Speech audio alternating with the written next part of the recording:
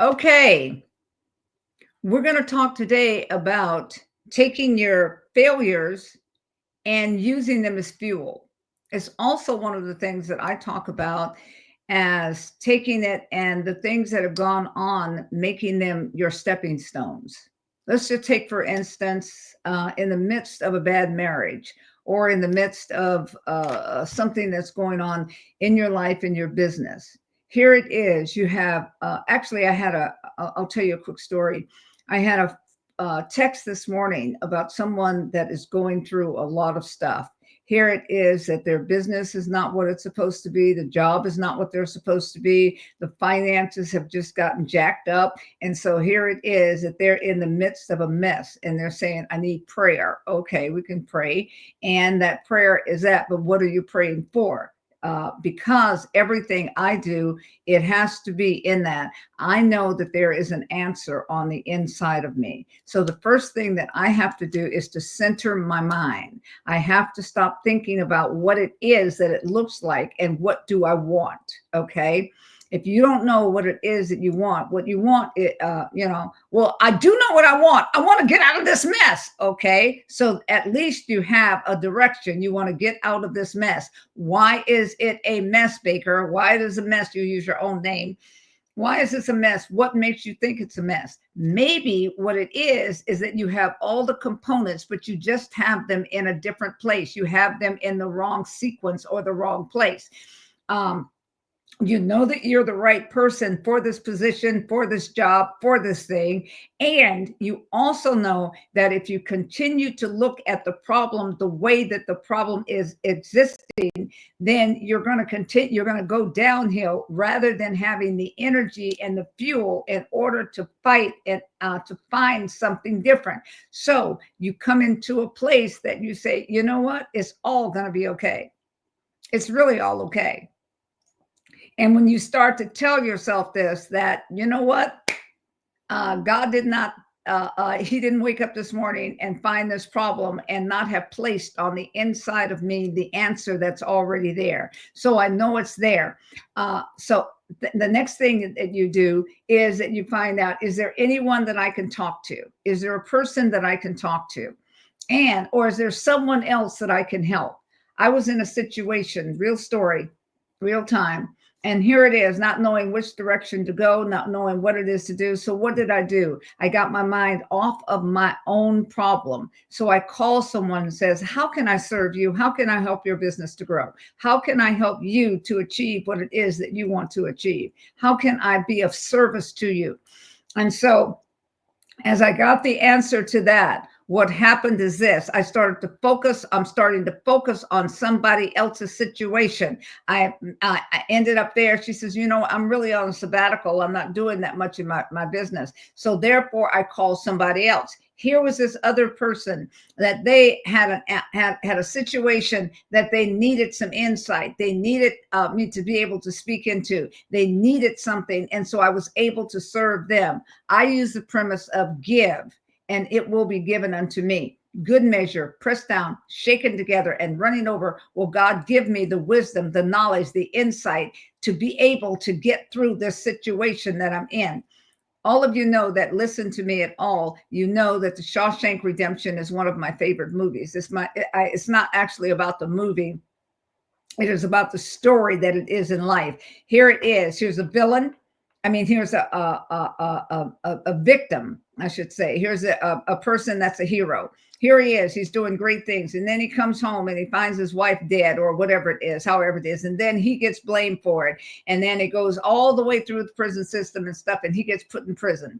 So here he is, and now he's a victim. He's going to be somebody's sissy or whatever it is. And then what happened, because he has this right attitude, because he has something to offer. So next thing is, what do I have to offer? What do I have to offer someone else? So he offered something else to someone else to educate them. And so what happened? He befriended them. So then when he needed them, they came to his aid to protect him, to go ahead and do this. So now he is free from the fears or the anxieties that's going on, so that now he can start to think, and situations in his life can start to change. So number one thing is, I'm using my thumb for that. Number one thing is that get your mind off of your problem. Get your mind off of your problem, because as long as your mind is focused on the problem will get bigger and bigger and bigger. And what will happen is anxiety will set in, and then you'll call it fear, but all it is anxiety. That's number one. Offer your services to someone else. Find out what you can do for somebody else. And as you do that, remember that principle: what I make happen for someone else, God will make happen for me. I give them, if it's in the area of mental or emotional or psychological or some of that type of thing, I start to help them to do what it is that they're doing, is taking my mind off of it. And then even as you're helping them, what will happen is this: now you have energy, now you have synergy, now you have something going. And so all of a sudden ideas will start to come to you. This will start to show you your road out, because you know that what you want to do is to reframe this so that it's not taking you backwards, it's taking you forward. So now I'm starting to reframe. Wait a minute, if I'm able to help these people, then I'm definitely able to help myself. I'm definitely able. So there's nothing wrong with my mind. There's nothing wrong with my brain, because I'm here to tell you, when you get into a situation like that, you start to think. Here's the thing: you start to think, I'm not that smart. Everybody else has these gifts, but I don't have them. Things work for other people, but right now they're not working for me. It must be that I don't have enough education. I don't have. You have the whole don't haves. So instead, when you start to help someone else, can you see it already? I'm sure that you can see it right now. You see, when you start to help someone else, you start to realize your confidence and stuff is starting to arise again, because I must be smart. I'm able to help them, and they're making money. They're doing this, but I'm able to have insight for them. Don't immediately run to the computer. Don't immediately run to the Chat GPT or the ABC or whatever all of those artificial intelligence are. Run and start to use your brain. Remember, you have boundless brain power. This is for real. That's not just a thing behind me, but God has given you boundless brain power so that you're going to start to use it. So now you start to reframe it. You start to see yourself as this whiz. You start to see yourself as a hero or a heroette. You start to see yourself as one that has the answer, and things start to come down. Do what I do. Have a pad and a paper. Have not your computer. This, and this. These things right here. Pad and pen. Okay. Or pencil, whatever it is, and start to write down ideas. Start to write down the things that you see that are not going right, and then put those aside. Put that or fold that paper up, and then start to say, okay, here is this situation. What can we do here? How can we change this here? What you're doing is you're reframing your mind. Now you're reframing your mind. You're reframing your brain so that now you see yourself as the victor. You see yourself as the answer rather than the problem. Separate yourself from the problem. Immediately separate yourself from the problem.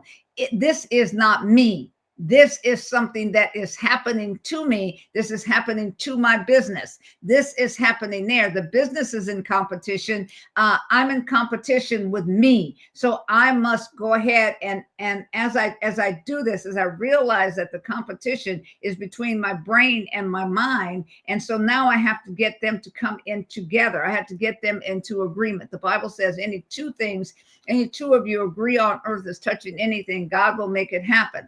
I happen to have a belief in God. And so I know that all of these things are going to work for my good. They're going to work out. What is it? On the last video I taught about, I look at this as an education. What am I learning from this? I am learning a different thinking process. I am learning how to take my problem and turn it into my profits. I'm learning how to bring these things into place. Okay, this will work. And so you find yourself starting to redesign the whole situation. You might end up looking at you may have to scrap everything that you've done. I put it all aside. Immediately, you can put it aside.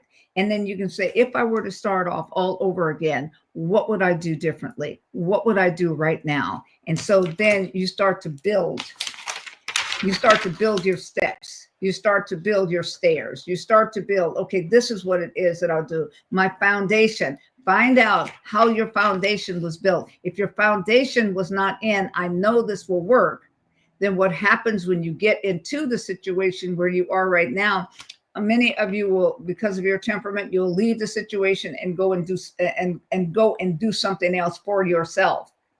Wrong answer. That's not going to help you. When you leave the situation, go and help somebody else. And then what happens is while you're doing that, then you're getting ideas for your own business and your own situation. Reframing is really a simple technique. I have to look at something else that it may be totally different, but the same tools will work. And I have to look at this. This is my education. I am learning to go through these things because this is not going to take me out. The only thing it's going to do is to strengthen me. And when you start to think that way, then what you do is that you find that you have a strength that you never even knew that you had. And then when you start to use that strength that you never even knew you had, more will come to you. The people that you need will come to you, and you'll make yourself valuable again. So continue on looking at yourself as a valuable person to yourself. I'm valuable. I have all of the information in me, but right now I need to reorganize it. So as you start to reorganize what it is, and then learn this, some of the things that you're doing, you need to just let go of them. Some of them do not need to be in there. Do not be so rigid. Don't try and do it perfectly. Just do it, because most of the great things that are done, they are done in a mess at first. And then as you grow, as you go, they will get better. So I pray that I answered some things for you. Remember to like this video, subscribe, push the alert button, and share it with your friends. And I'll see you on the next video. Bye-bye.